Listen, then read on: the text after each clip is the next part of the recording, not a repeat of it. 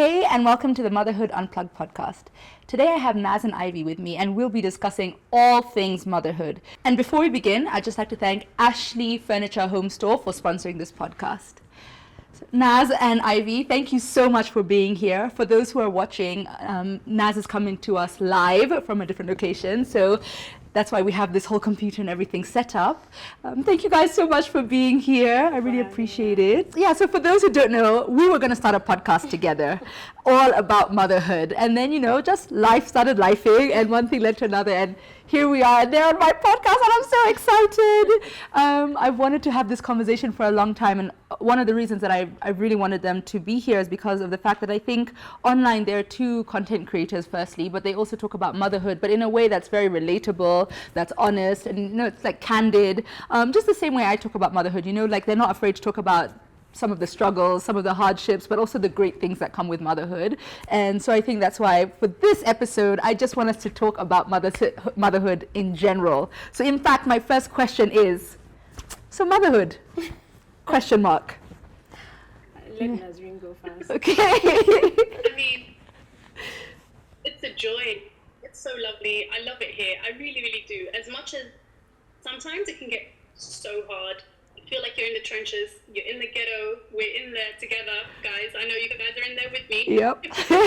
But we want to be anywhere else, really. No. Facts. What about you, Ivy? I feel like, okay, obviously the happiness bit is there, but it's just overwhelming. Sometimes I just ask myself, who authorized this? Who decided that I was ready to be a mom? Of course it's me, but I'm like, gosh, I can't believe it. Like these two people are, hooked to me. If I'm good, they're good. When I'm bad, they need to be good, Yeah. And it's a lot of responsibility, and I take it as an honor actually, because it's a blessing. It's a blessing to be able to raise my kids, to be able to be hands-on with them. It's a blessing to do better than I guess how we were raised. It's amazing to have those that opportunity to learn, and the help and the community. It's a whole new world, and I love it here, like Nazreen said. Yeah, amazing. I think even before we were talking about like having extra kids. I mean, Ivy has 2.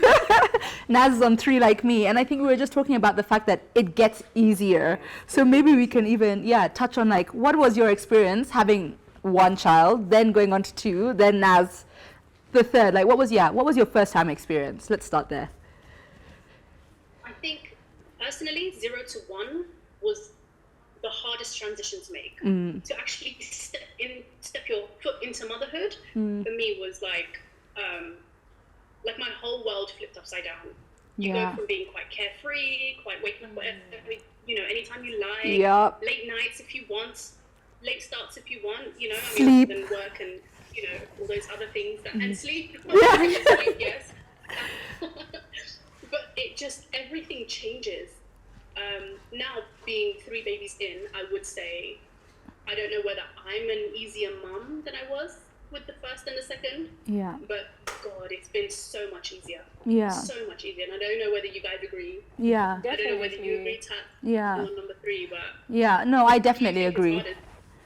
I think the first one is definitely the hardest. I agree with that, because I even remember you have this baby and then you're like, oh my God, is she breathing? And their chest doesn't move. Does it move? I don't know. When they're newborns, it just doesn't move. You have to stare real hard. Yeah, so you're just you're being told to sleep while they're sleeping, but you're too busy looking at their chest to see if they're alive. You're panicking about everything. I remember just being on the phone with my pediatrician all the time, and I feel so grateful and thankful to doctors who have really put up with me, because the messages that I have sent, it's just ridiculous. And so that was definitely the hardest, and I think number 2 was an easier transition than number 3 for me, just because I think the first 6 months Nova was sleeping all the time, so I was like, I have this in the bag, this is easy. And like you were saying, I became less of a such a, what do you call it, like a mom that I wasn't worried as much. I knew a lot more. I know a lot more, so I'm not worried as much. However, there reaches a point, at least for me and my family now, maybe that won't be the case for you, but I am dying with 3 kids. They say 1 is 1, 2 is 2, and 3 is 5,098. And I swear to God, I am losing my mind a little bit more every day. And I think it's just a thing of, you have 2 arms, so they both want you to carry them. Yeah. You can carry 2, but there's a third one on the floor, and they're also asking for your attention. And so It's funny you ask that, because that's what I tell my husband. Who's going to hold the third hand? exactly. Hold the third hand. Exactly. For me, of course, like all of us, my first baby was, it was a whole thing. I was gaining weight was actually really shocking to me. Although I expected it, but I didn't expect it to be that much. But I did not know anything. I remember having a huge book, Baby's First Year. And I'm not good with books. Yeah. So I don't even know why I got it, because I don't think I've even gotten to like page 50 or anything. Wow, yeah. I'm not good at it. So I had a lot of support. My mom, my aunties, my cousins. So I had a lot of support with my first baby. But I remember for my daughter, I felt like a superhero. Like I knew how to do it. I need to change it up. I need to burp. I knew she was hungry. I knew she needed to sleep. I felt so smart, actually, with my second baby. She was completely different. Yeah. They didn't tell you that sometimes the syllabus comes changed completely. 100%. In fact, I was just talking about that with Dr. Claire, because she was like, what are the tips? And I was like, so I was talking to Dr. Claire, and I was like, you have this thing and you've cracked parenting. Yes. You've gotten to age 2 and you've cracked it. And then suddenly your second one comes and you're like, well, throw that entire book out of the window. You don't know me. Yeah. You don't know anything. So the second one was... I mean, I think that my second was completely different. But at the same time, I feel like I got some kind of confidence and like a patience, like, I can do this. I've done it once before. She's alive. She's sitting there staring at me. The second one will be fine, Yeah. And by the time like I've had this third one out, I'm like, you know what? No one can tell me anything. Like I'll be alright. Yeah. They'll live. They'll be fine. They'll play. They'll eat. I think I don't know. I think definitely I've grown in confidence. I've changed more so than me trying to shape them into something. I've changed and I've grown so much, and I love the growth that motherhood's given me. And I don't know whether you guys agree. Like, you just feel so invincible to know that I've kept them alive. Amen. They're okay. Yeah. For sure. Yeah. I think for me, I had 2 under 2. Now one's 3. So is it still 2 under 2? And one You did. I mean, you did have to, Yeah, so I had 2 under 2, and I think my biggest struggle with my second born was mom guilt. I just felt so bad. I felt like I robbed my son of time. I felt like I was robbing her because I needed to spend time with him. I would cry just feeling like, oh my God, I'm not playing with my son. He's playing alone. I'd send my husband, like, go play with him. He's playing alone, and it was heavy for my second born. Mom guilt was so heavy, and later I discovered that I had postpartum depression, which was so funny to me because I'd been talking about it. So it was funny that I didn't recognize it in myself until the fog was sort of starting to clear away.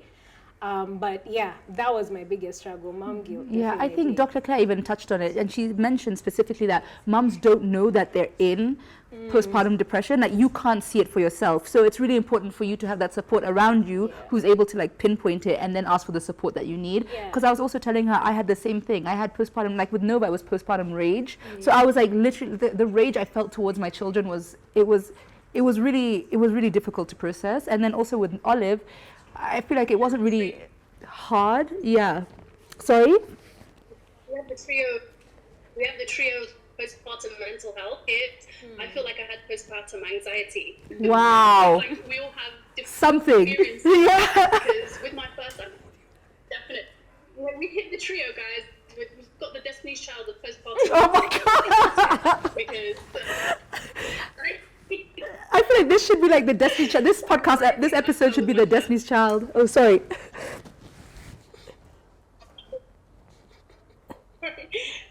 I was saying that the anxiety that I had with my first, I don't think I had with these ones. But like you said, it's only in hindsight that we realized what we were going through. Like we were really in the trenches trying to dig our way up, trying to find air. But it's interesting how we can connect through different experiences. Yeah, I think that's why this motherhood space is really important for me, because I think through this journey is when I started to realize just how much we do have similar. Yeah, we are so similar in so many things, but people are so afraid to talk about anything. Especially the negative side. They say, exactly. I've heard people say we're making people not want to be mothers. I wish somebody told me. Amen. I wish I knew as much as I know. I wish I knew it was all moms, because it feels so isolating. When you're in that space, you feel so alone. You feel like you can't even say any of these things because you're supposed to be happy. I am happy I have a baby, and I'm also stressed out or overwhelmed. I still feel like the world is going on without me. And I just have to, it's like, I call it Shrek life, when you're living the same day over. That thing was, it was too intense for me. You know? But community really helped. Yeah. I don't know whether you guys agree with me. I feel like there's so much information about pregnancy. There's pregnancy books, there's pregnancy how-tos, there's pregnancy shows. Like, I was watching One Born every minute, like, leading up to my first, throughout my whole entire pregnancy. But there was nothing much after. Yeah. I'm expected to be so happy and joyous and just know what to do. Exactly. I didn't have, I think the last baby that we had in the family was, 15 years before I had my first. I didn't know how to change a diaper. Yeah, exactly. I didn't even know how to hold them. Do I football hold them? Do I rugby hold them? There's so much to learn. That's so true. Yeah. The belly button and the navel. Oh, that thing that falls off. The navel healing. I remember when the nurse was letting us go home, and she's like, "Oh, so now you'll clean it." I'm like, "Me? You sure we can't stay till this thing falls off? Like, what do you mean?" Yeah, and also the fact that they just give you a baby to take home. I just remember trying to put Olive in a car seat, and I was like, how does this baby fit into the, you're still wiggling in there. I don't know. Yeah, it's hard, guys. But I think can we also touch on weight gain, because I think that's a big one for a lot of people. As you're talking about, weight gain comes during pregnancy and even after. Postpartum weight gain is I feel like it's even worse. Yeah. Because when you're pregnant, you can say you're pregnant. Yeah, exactly. Because then the baby's there, so you're like, I gotta eat for everybody, and and everyone is like, eat. Then suddenly everyone is like, how many months? I just give birth. Exactly, and they expect you. And then the thing is also social media. You see everybody snapping back within 2 weeks of giving birth. And it's crazy. Yeah, and in the States they're running with their stroller and they're doing 6 kms with their babies, and I'm just like, how do we do it? I don't know. Pardon? There's massive pressure to bounce back. I hate that bounce back culture. Yeah. How can I bounce back when all I'm thinking about is food while I'm nursing this child? Yeah. I'm thinking about my next meal. Yes. As we speak, guys. Yeah, exactly. Yeah, but honestly, I do agree. I feel like this is one thing that we need to start helping people in our community, other moms, just help them understand that we need to be able to take our time, and it's okay if it takes us years to be able to. It actually is okay. It's not supposed to be. It's not the main thing. Yeah. And it happens for others, and it doesn't happen for other people, and it's fine. Yeah, you exactly. know? But the pressure is too much. Yeah. I think I remember being trolled for one of my outfits just maybe 6 weeks after giving birth to Yara, and I was like, I thought I looked good. Wow. I remember thinking, I feel like I really look good. I dressed up, when nothing is fitting you now because your pregnancy clothes are too big, your pre-pregnancy clothes are too small. Yeah. So your options in your own closet, it's like you're a stranger in your own closet. Yeah. I just couldn't, I thank God that time I had grown so much in my confidence and everything, because I remember thinking, in what world is this okay? Yeah. How did somebody, why would they say something? Anyway, I didn't care about it then, so it's just, people need to check how they talk about women, weight actually, it's not even women only, but just weight. Weight, yeah. Do you ever find that it passes down to your kids? Has anybody ever said anything? But I stop it in its tracks for sure. In front of your kids? No. Oh, yeah. Oh, wow. Okay. Yeah, because I was actually talking about that with an episode. I think it was with Coach Roseanne. And in fact, one thing I was mentioning is that for me, one of the biggest issues I have is when people are always like, "Oh my God, you're so beautiful." Okay, no, I love it. Compliment my kids, but I feel like there are certain family members whose the looks are always like a topic of conversation. And for me, it's just like, I wish people would talk more on, oh my gosh, I love your handwriting, or what a pretty picture, you know, like other things. And I don't know, you know, we live in a world where everything's a bit sensitive, I feel like. And I don't know if it's right to constantly only be talking about somebody's looks and giving them this opinion of, my looks are really important. Oh, I look really pretty. This is fantastic. This is what's going to carry me. I don't know. But I have certain family members who's constantly just repeating, you're so beautiful. Oh my gosh, you're so pretty. Oh, you're so beautiful. And I'm like, there's so much more to my kids. Yeah. But yeah, maybe you had an experience with that as well. I mean, it's interesting because I think the internet amplifies that, and social media in general amplifies the focus on exterior and like how people look and whether you fit into certain beauty standards and etc. And it's one of the reasons I think that I'm actually anonymous. I mean, the internet is a weird and scary place. Yeah. As much as I love creating content, as much as I love you know, the proximity that I can get with people, you know, I feel like I have a tribe with my small little Instagram account. Like, I love it so much. I love creating content. I love connecting with people. But I am also of that generation where the internet was just coming up. And it's a scary, weird place to me. Yeah. And I think once I embarked on creating content, I promised myself that I'd keep my kids as private as I could. Yeah. So that meant that, you know, their face, their names. But then I realized that if I'm putting myself online and I'm walking with them and I'm with them all the time and I'm with them 24/7, is that really keeping them private? You know, is that really keeping them away from the internet as much as I'd like?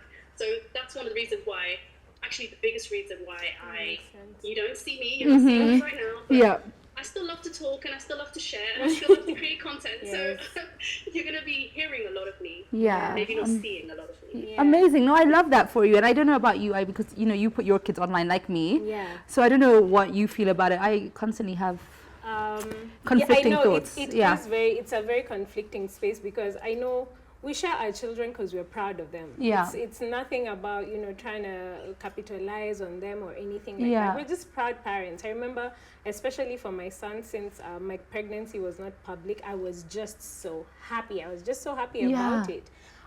But again, because of the internet culture, trolling and everything, people want to hurt you, so they will say attack your kids, to your kids to make you feel a certain way. And it happened to my son once, but I apparently hadn't combed his hair.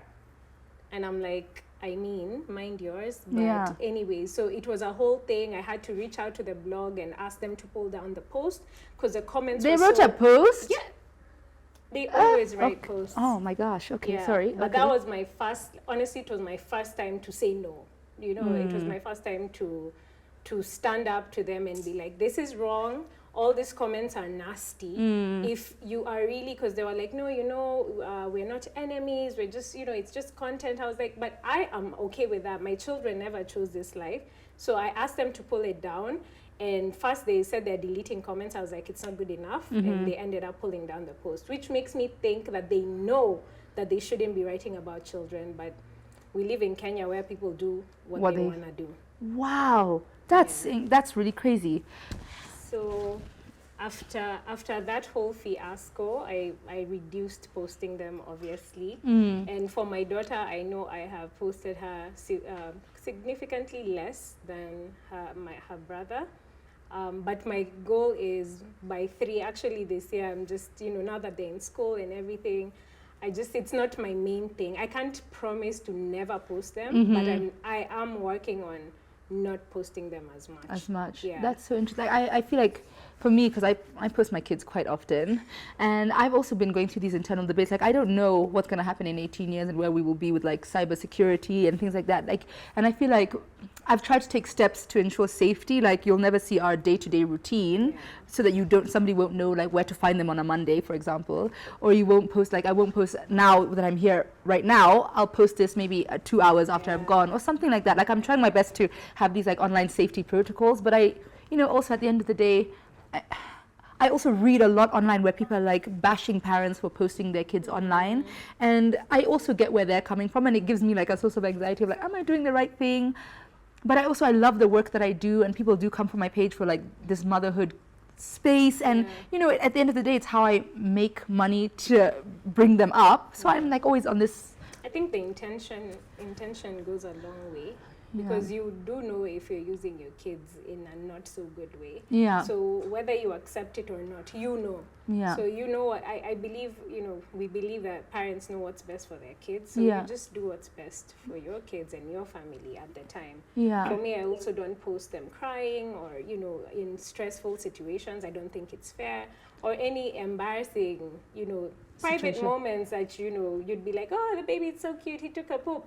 Is it really something he'd want to grow up and Have and that watch, look you back, know? yeah. You know, so I try to think about whether I would want something like that of mine online. Yeah. Yeah. Because I thank God that I see young couples having YouTube channels nowadays at 19, and I'm like, oh, if my teenage relationships were online, no. I just thank God that we didn't have this then, you know, and Oh, gosh. hats off to them, because Can you imagine our kids? I think as much or as little as we decide to put online, people will always have something to say about it. True. Yeah. Honestly, True. I still get, but you're still creating content with your kids in it. As much as I'm keeping Wow. their, you know, face and recognizable features away, I still get that. Wow. So I think we have to go with our hearts, Yeah. do what we think is right, which is basically motherhood. Yes. We're doing what we think is right. Yeah. And hoping for the best.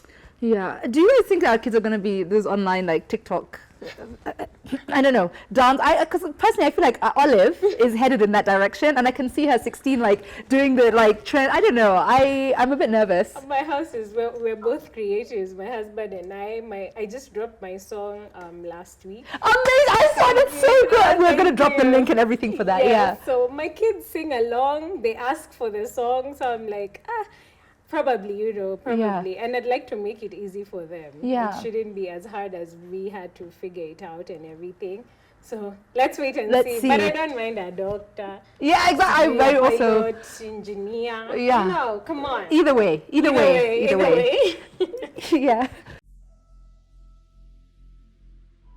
What a gorgeous dining room table. Honestly, if I had space for a dining room table in my home, this would be it. This entire setup is just so pretty.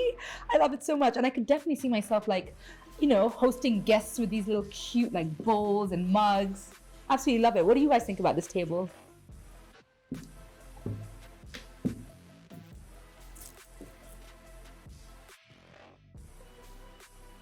Welcome back to Motherhood Unplugged. We honestly had so much fun chatting that this episode didn't last, but what you've just heard is Ivy's new song, Concrete Jungle. And if you'd like to watch the full video, please head on over to our YouTube page.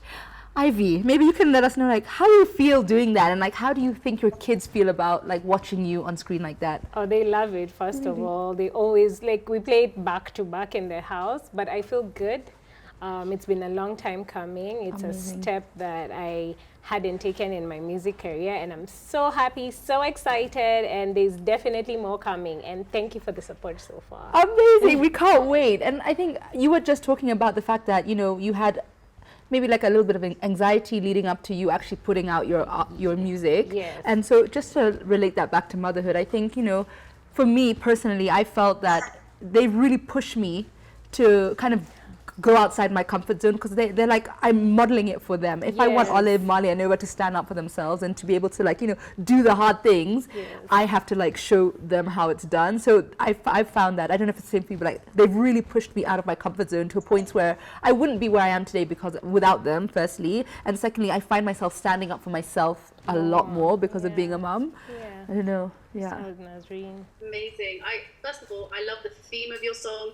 I thought the video was beautiful. I think you look beautiful, and I think as an example for moms, you're just you're really showing us that thank it can be you. done, like, because you're doing it. Amen. You know? Yeah. So first of all, congratulations. Thank you, And Han. it's so beautiful. And I totally agree with you, Tats. Like, we have to show them it can be done, especially our daughters. Yeah. I want my daughter to see me and be like, wow, mum's done it. I can too. Yeah, if my mum can achieve it, I can, you know, break those glass ceilings even more. You know, Amen. there shouldn't be any. Yeah. There should be no ceiling. Yeah. It should be, sky and space. Amen. Yeah. Definitely. I think for me, what has been humbling, especially with them starting school, watching them adjust over the 2-3 weeks and then a month, 2 months, midterm, whole term, it just taught me, like, it made me reflect on how hard we are on ourselves when we're starting new things or going for our dreams and stuff like that. I think social media definitely has a part in that, making you feel like you have to be perfect to do something. You have to know exactly what you're doing, how you're doing it, which is not true. Like, people didn't start things with knowing everything. So watching my kids made me realize that, you know what, I have to literally treat myself like my baby.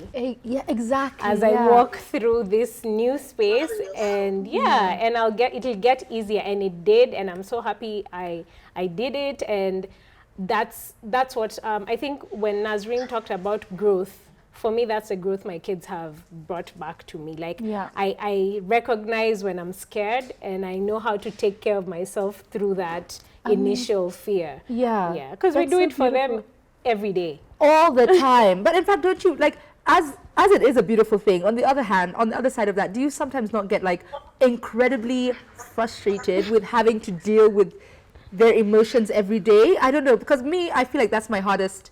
The hardest thing about parenting is having to deal with 3 girls' emotions on top of my own. You know what I mean? They'll come to me about something and they're so sad, and it could just be like, somebody's mug broke, but their sister has a mug and now they don't have a mug, and now they're in like a fit and like they're really upset, and I'm just like, get your act together, in my head, obviously, because you can never say that. So I don't know, for me, as much as they help you grow, for me that's also the flip side, is really having to manage them is really difficult, really just difficult. I don't know. Totally agree. I think that's really hard, especially now that, my daughter's 6, and we've gone through the nappies and we've gone through the eating, and gone through the sleeping through the nights, and now it's all about validating her emotions and helping her understand that certain feelings create physiological symptoms. Like, for example, one thing we always say is excited and nervous feel the same. They feel the same physiologically in your body. You get the heart rates, you get the nervous tummy, all of those things. It's just a case of changing and reframing your mind. So I'm always telling her, are you nervous or are you excited? If you're nervous, maybe we can talk about some things that are about the situation that are making you excited. And it's so hard to do. She's 6. Sometimes it goes over her head. And sometimes it really sticks. And when it sticks, oh my God, I feel untouchable. Like I did that. It's so validating. It is so validating. I think for me, I'm in the tantrum zone. I'm in the heavy, mine, all that. Terrific twos. Terrific twos. Terrific, yes. So for me, I guess the challenge is the regulation, emotional regulation, because I do have a past or tendency to have a short temper at times. So with them, I've had to recognize it in them, and so not to like react to that, because I know, our parents say your kids come so that you can pay for what you did to them. I see it every day. I'm like, oh, this is definitely God testing me, because this looks like me. So it's just taught me to regulate myself so that I can help them regulate themselves. And as Naz is saying, sometimes it seems like you're talking to a wall, but what I've realized with them after a couple of days, whether it's a couple of days or a couple of weeks, they actually start doing what you said. They start breathing in, they start using their words, and I make it a point to recognize when that shift comes. But I've realized the more calm I am, the more, able, or rather, the more open they are to learning how to regulate themselves. I've gotten a couple of, Mama, don't shout at me. And I'm like, you know what? I'm sorry I raised my voice, because he's not allowed to do it. So I get checked. I get checked. You did this. You didn't make me happy. And you have to go like, okay, I hear you. And it's so good that you repair. I feel like repairing is like one of the most important and underrated things in parenting. And I'm sure like maybe you the same, but my parents never apologized. My mom never apologized. I mean, she's apologized now in my adult life, but never ever would she say sorry. And I think that's one of the most, and I also get checked, like Olive specifically, Mom, You told us we can't do it, so you don't do it. Wow. And I'm like, you know what? Wow. You're right. Or she'll check me in a moment where like it's still something I've shouted at her, it wasn't right, and she'll come and check me, and you know, I am not ready to hear that I was wrong. Yes. So for me, she'll come and tell me something in a space where I'm not ready to even say sorry yet, even though I need to, and I know I'm wrong. But then that for me is like drives my anger even more. But yeah, like repairing, I've just found that is so. I'm so big on sorries. So Yeah. and please and thank yous. How do you guys get past the idea of like, okay, this is my first time here too? You know, I haven't been this age before either. Yeah. You know, and I haven't dealt with you at this particular age going through these emotions. How do you guys deal with that? How do you Navigate that. think it, like that whole like thinking, not in hindsight, what's the other word? Foresight. Foresight, Yeah. Foresight. Yeah. How do you guys deal with your own emotions before you approach theirs? Honestly, that's why I'm saying that for me is really hard. In fact, I saw a meme the other day and they were like, I've just been thinking about my mom and she's just a girl, guys. She's just a girl. And I was like, yeah, I am just a girl. But yeah, I find that incredibly difficult. And I'm not going to lie, there are days where my fuse is also short. I mean, like, think about it. We're working an entire day. We're tired. We have had to deal with everything. And then we get home to kids that are, and then what's that statistic? They become 80% worse as soon as their mom walks in the door. So you can imagine they've been little angels all day, or as angelic as they can be. Then you walk through the door and it's like tantrums here and tantrums there, and they feel safe and they feel like they feel so loved by you. It's a safe space that they just release everything on you. Like, it's hard. It's so difficult. So sometimes I snap, and there are other times where I've literally had to talk myself from this point till I get home of, calm down. Yeah. Your kids are going to be on you. You just have to be as calm as possible. Just try and be understanding, but it doesn't always go to plan. I think for me, just getting ready to immerse myself in their space. Let's say I'm spending a whole day with them. Yeah. And of course, there are two toddlers. There's good days, there's bad days. Like, I'm excited for it. Instead of thinking about it like, oh my God, it's going to be a stressful day, it's just me and the kids, changing my attitude about spending time with them alone has really helped with that. Like, no matter what comes, I just know it's part of the process. Yeah. And also, you guys' posts really help as well. My mommy friends. Thank you. I love how you break down things. I'm usually, you know, I don't know if you saw that reel for women all the time. Yes, yeah. That's me when I'm reading your posts, because I just think that, you know, it's not personal. Whatever the kids do is not personal. They're just being kids. Yeah. It's developmentally correct. Understanding brain development. Yes. So with that in mind, I don't take things personally. So that has really helped, even with when they're acting naughty and when I have to communicate things. And like 2 days ago, I was telling Willis, I've actually managed to talk my son into doing something. I've not yelled, I've not moved, and he did it. Oh, we're getting somewhere. Mom win. Oh. And have you guys experienced the Ashley mattresses and pillows? Honestly, there's no better quality sleep than on an Ashley mattress. And have you seen all the amazing furniture they have as well? Bedside tables, bedding, you know, the backboards, everything. It's actually really gorgeous furniture. If you're looking for a bed, this is where you should come. One of the questions I want to ask, like, what is one of the biggest sacrifices that you have made as a parent, as a mom? There are too many that we're all like, which one shall we talk about today?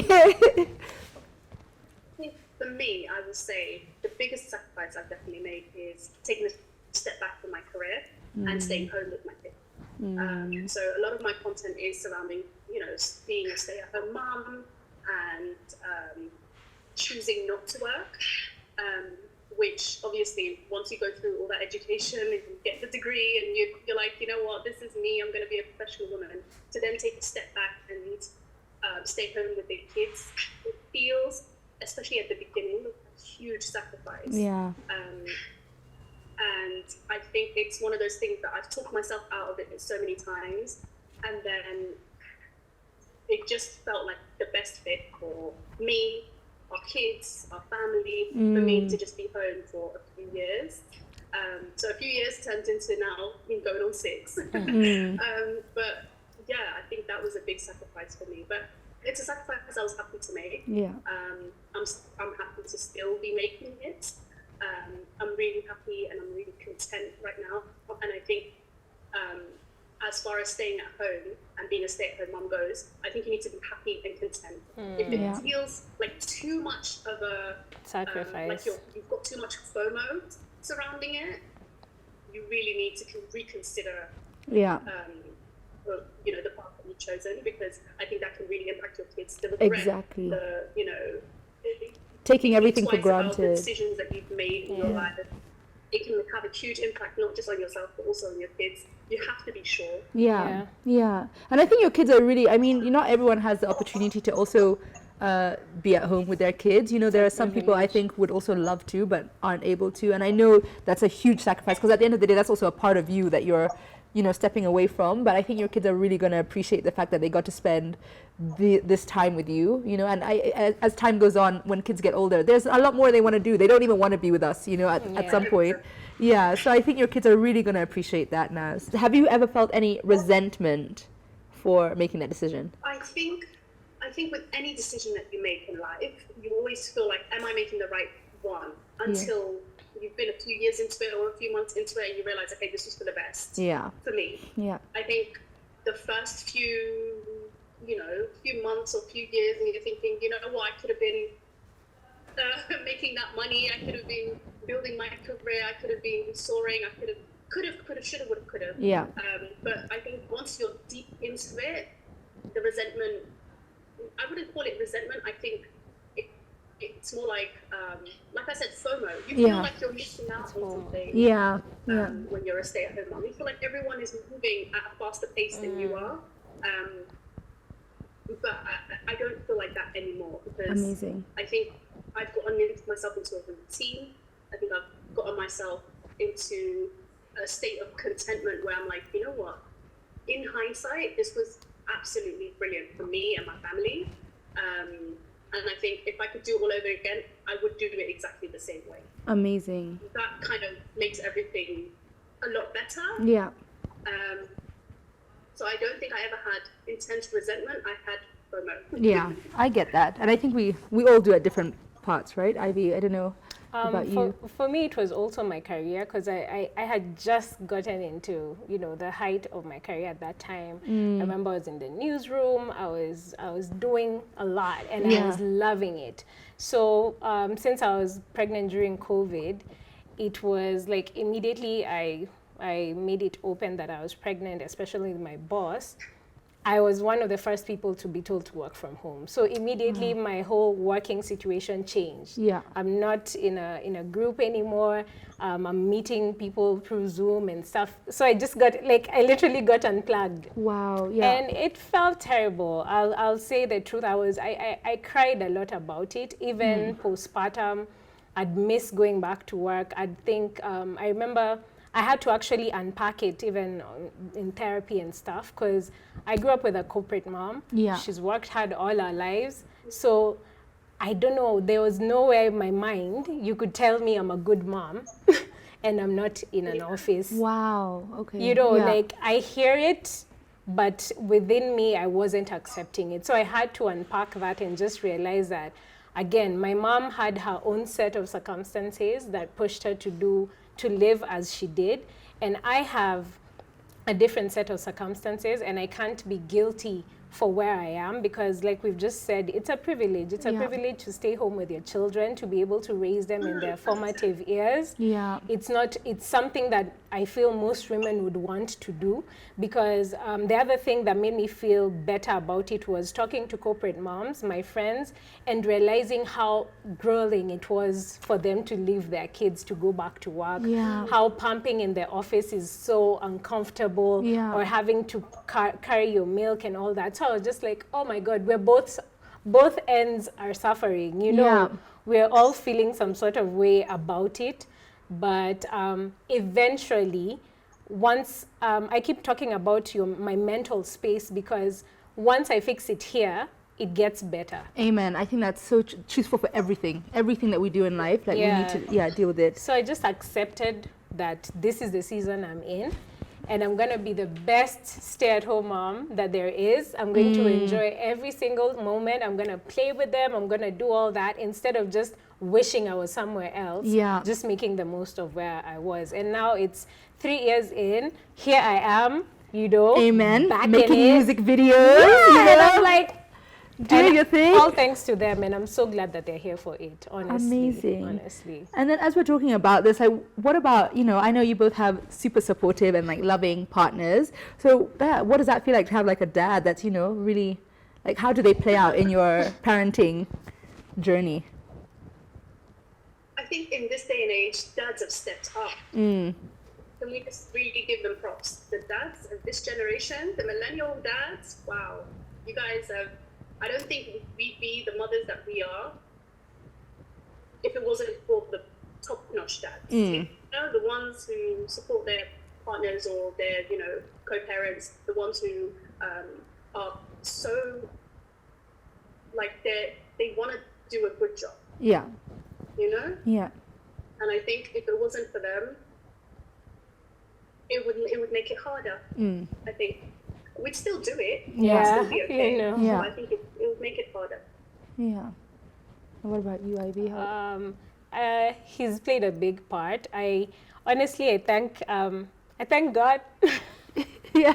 I thank God, because I also know that, again, like, if you're a single mom, I know you didn't choose to be there. You know, I get that, and I get that, you know, you have to make sure you are okay to be able to raise your kids okay. So it's actually a very hard and good choice for you to do that for your kids, because we're also from the generation of, you know, parents sticking it out for the kids, but it ends up harming the kids more. Yeah. So I'm glad that I don't have to stick it out, that I'm actually in a stable space and a supportive husband. He taught me most of the things. Like, he knew how to change a diaper. I didn't. Wow.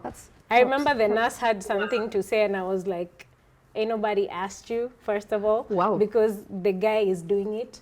Amen. Can you let the father? Yeah. You know. But he's been a really huge part of even my wellness. Wow, Because he can tell when I'm overstimulated, and he'll take the kids away. There's a day, I think for Mother's Day, my back snapped and I couldn't move. And he just took the kids away. So I was home alone for Mother's Day. Amazing. Which you guys know is like gold. That's exactly what we want on Mother's Day. Yeah, so it's supportive dads have a huge part that they play, and even the kids understand that, you know what, they're kids, but mom is dad, you know, and it's really good to have someone who holds you down like that. I love that for you. Yeah. That's amazing. At the same time, with your support, have there been any instances where you feel like really isolated? Definitely. Yeah.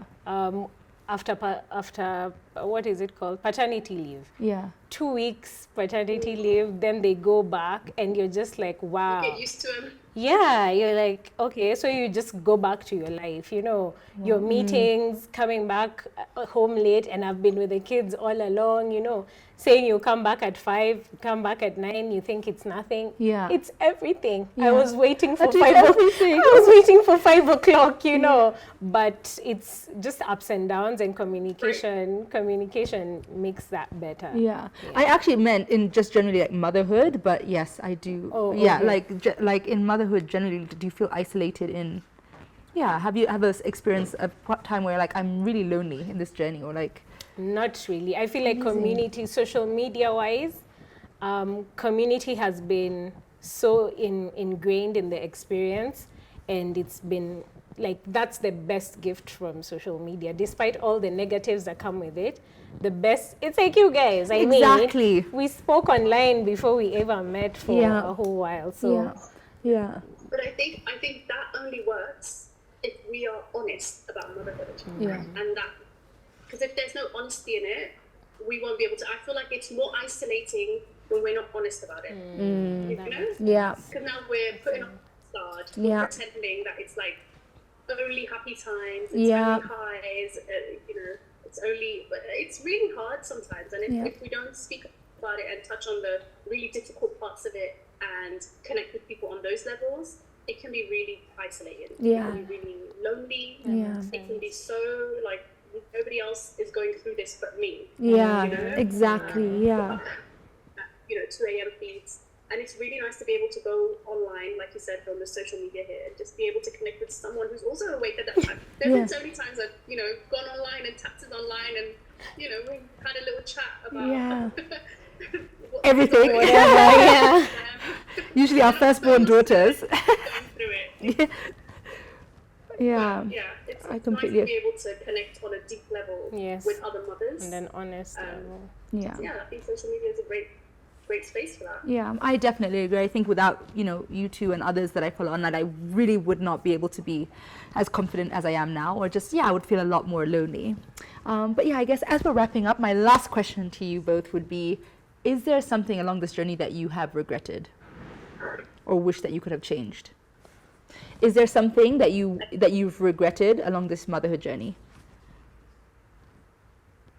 I have regrets every day. Every day before I go to bed, I shouldn't have done this. I shouted. I should have said this instead. I have constant, motherhood is pure guilt and regret. As much as it's, it's so lovely to see them smile and it's so beautiful to see them take their next steps and all the milestones that come with it. Motherhood is pure regret. Yeah. Each and every day. Yeah, I love that. Small, tiny regrets. Yeah, you're I'm right. so happy you said that. It's so real. I think for me, maybe the biggest regret. No, I think in terms of really, really big regrets, there's nothing that I wouldn't do again. I think. Amazing. I think every step of the way, every decision we've made, everything that we have done has given us the life that we're living right now. True. Has given us this moment. Yeah. If it wasn't going to go like this, I don't want it. Yeah. Amen. I agree to that. Yeah. Yeah. Okay, but I had some regrets. Okay. Along with the daily regrets. Yes, especially just back to the working thing. After being in that space where I was, grappling with being a stay-at-home mom, I wished I had held out a little longer. I wished I had had them later. And I remember asking my husband about it, and he was like, "No, I'm good." Yeah. And I was like, "Yeah, we're good because you're good, and thank you for that." Sorry for the regrets. But as you're saying, when you look in hindsight, everything makes sense. Everything happened as it was supposed to happen. Exactly. Everything happened in the right time. And like I'm saying, I'm so happy that they're here for my growth. That's priceless. It's priceless to hear them sing my song, and it's making me want to sing more. So Amen. Good for that. We cannot wait. We all can't wait for the new content. Ivy, honestly, we're waiting. Thank you. But yeah, I appreciate you guys so much for this. And honestly, everything that you put out online, you inspire a lot of us. You motivate us. You keep us just with our wits intact. You keep us sane. So thank you both so much for what you do. As you do, Tats. I've followed you for a long time, and it was full circle, meeting you, speaking, and just knowing you better. So well done. You're kicking ass. Thank you. It doesn't always feel like that, but honestly, I appreciate it. To turn the question back on you, Tats, to turn the question back on you, do you have any regrets? Well, yeah, we don't have time. No, I'm joking. I mean, as you're saying, no, as you're saying, everyday regrets, like you said, just the small things. I think the small things for me are really big. Yeah. I shouted today and I shouldn't have done that, and just making sure my kids are okay, and those small things every day. That's what I regret. But also sometimes, I think about it would be great if the kids had a dad that was present. You regret your choices in the partner, but obviously without that partner I wouldn't have these kids. So just as you both said, I wouldn't be where I am today without the journey I've had. So there are regrets that are the regrets I have, they're not worth my time right now. The regrets that I really have are the daily regrets of I wish I got home a little bit earlier. I wish I spent a little bit more time. I wish I had put my phone away. I wish I was able to take them to that play last week. Whatever it is, those small things for me. But We just focus on small things, and then the big things happen. Yes, that's true. Amen. Well, thank you both for joining me here today, and for everybody who's listening, thank you so much for listening to this episode. I will link all their channels down below, so please do check them out. Ivy, Naz, thank you so much for being here. You're welcome. Thank you for having us. Thanks for having Oh, hug her. Oh. I heard we hug now. I'm like, thanks, Naz. She's like, she wants a hug. Thank you, guys.